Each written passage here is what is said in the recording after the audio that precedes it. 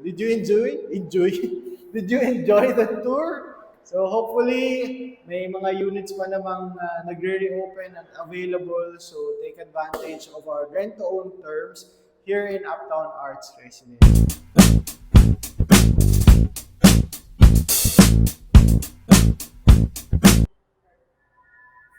Hi, welcome to the studio unit of Uptown Arts Residence. This is 41.5 square meters. Come inside. Tara. So, upon entering the unit, actually before entering the unit, kailangan nyo munang ilagay yung passcode, or you can use your fingerprint, or you can use the top card that will be given to you. And if all those things fails, pwede naman, may susi naman pwede. So there's four-way to enter your unit through this digital lock set. And my viewer naman tayo. So upon entering your unit for the studio unit, first thing first na makikita niyo dito is this audio video intercom where you can actually see the lobby, your guest from there, and you can also talk to the security guard.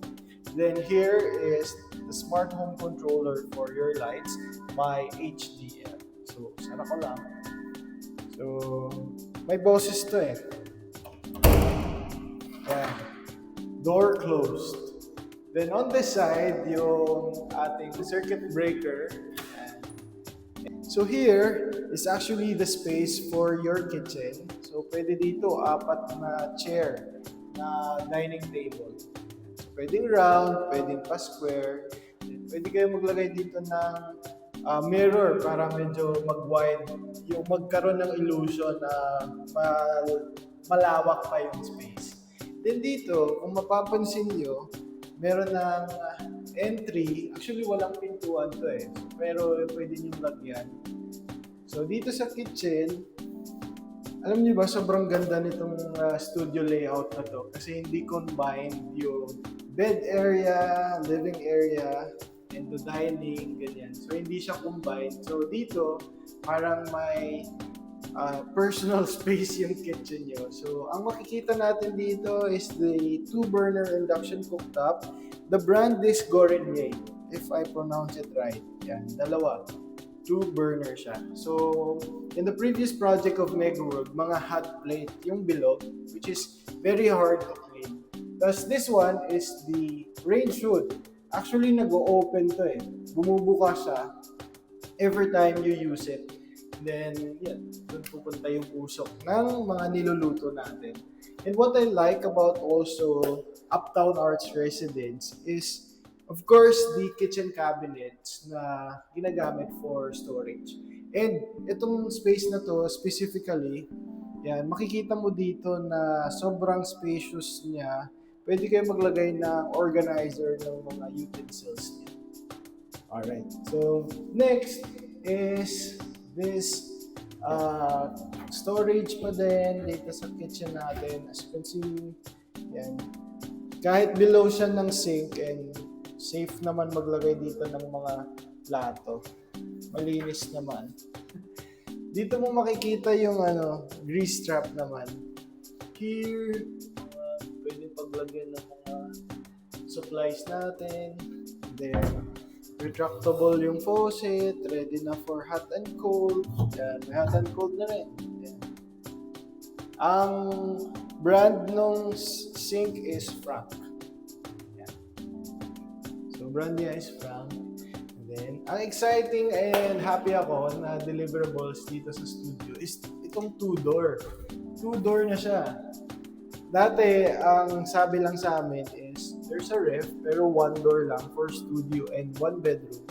Pero Mega World surprised us na in-upgrade niya na rin without additional cost. So meron na rin 2-door yung mga studio units. So ito yung provision or provided area niya, and may Gorenye na 2-door ref na. Retro fridge, nandito yung freezer sa baba. So that's actually what's nice about this kitchen. So spacious naman pag nagluluto. Then moving forward, here again, space for your dining. Then here, may pintuan going to your toilet and bath. And may provisions for the washer dryer. Tara, pasok kayo. So what's included? Everything here is included. The sink by Villeroy and Bock, ready for hot and cold. You have mirror already, floor to ceiling tiles, and then you have here for your toiletry supplies, may cabinet na tayo. Villeroy and Bock yung water closet natin in the toilet and melong bidet. And then, may partial glass enclosure. You can add a curtain here or pwede nyo ipa-extend kung gusto nyo pag nagpa-interior kayo. And ready na yung hot and cold rain shower natin and yung handheld shower natin. And itong mga accessories ay for the, what do you call this? Sa, ang tawag dito? Pasok ka. And sa toilet paper, no? And then sa towel. Then, ito naman yung sa washer dryer. Ito yung provided area niya. Meron na. Naka-safety din yung ano. Ito na ito. Makes sense kasi ito ay para sa washer dryer or sa washing machine. So meron ganito for protection. And then, naka-ready na, pwede mong i-on. Then, bago mo buksan dito. And then, naka-baba yung flooring. Para in case yung water, madaling ma-drain. Hindi babasa dito. Amazing. Ganda ng toilet na to. Yung features niya. And then here is actually the space for your living and bed area. So, spacious. Ang ganda rin ng ilaw, square type na ilaw. And then ito naman, yung air conditioning unit natin. Ang brand is Daikin. And kung familiar kayo with the brand, split type inverter aircon by Daikin. So sobrang spacious na ito at sobrang maliwanag rin. Because of this floor to ceiling na glass wall natin and window na pwedeng buksan. So, maingay pagka binuksan mo pero pag naka-close naman, may noise reduction naman. So, hindi mo maririnig yung mga nasa labas. Yan. So, floor to ceiling. And then here, may konting bintana, smart home lights controller, and may modular closet. Buksan natin. At may mirror yung pintuan ng closet. Ganda. Ganda ng finishing nito, yung detail nito. Parang may wallpaper. Yan. May wallpaper. Medyo social ng konti ito kaysa sa ibang condo na meron kami. Yung materials na ginamit for this closet. Tsaka ang maganda doon, makakatipid kayo. Kasi may mirror. May mirror na. So multi-purpose itong ito. Yung pintuan ng cabinet. Yan. May mga ganito. I-rate natin. Siguro mga 10 out of 10. Yung ganitong closet. Then, yung flooring, kung mapapansin nyo, ceramic wood plank yung tawag dyan. So, pahaba. Para aesthetic naman. Then, ito, yung pintuan natin going to your balcony. Tara, i-rate natin yung balcony. So, ito yung space ng balcony. Malawak din.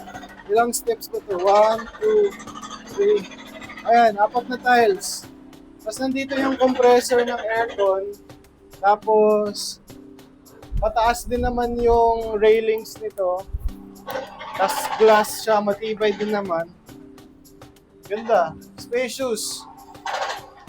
Ganito yung coffee table mo, okay na. Actually, hindi ko nakita yung loob.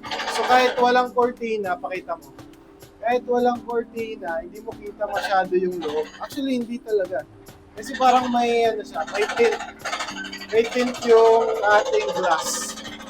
Para na din hindi maingay at the same time, hindi mainit yung araw. So tara, pasok na ulit.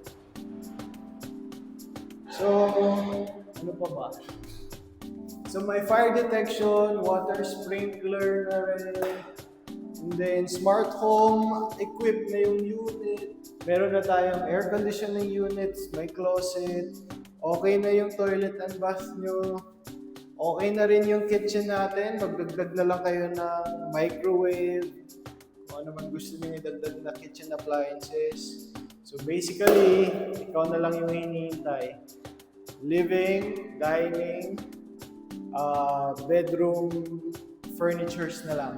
And cortina or blinds, pwede na agad tirhan yung unit. So, those are the inclusions, and what you see is what you get dito sa Uptown Arts Residence. So, did you did you enjoy the tour? So, hopefully, may mga units pa namang nagre-reopen and available. So, take advantage of our rent-to-own terms here in Uptown Arts Residence. Pero, kung hindi kayo nagmamadali, meron naman kaming bagong project na katabi nito, which is Uptown Modern. 2031 yung turnover, 6 years to pay yung down payment.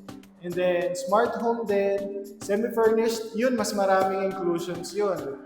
Unlike for this one, wala pang washer-dryer, wala pang microwave. Dun, even the studio, may ref na, washer-dryer, microwave oven, then smart home din, and marami pang iba. Mas malaki yung Uptown Modern kaysa sa Uptown Art. So, maybe you should check that out. So, yeah, that ends with my tour in my, hopefully, condo unit ko din in the future here in Uptown Arts Residence. So, if you're interested, feel free to message me to know more about the terms and the unit available here in Uptown Arts Residence. But for pre-selling condo, you can also message me for Uptown Modern naman.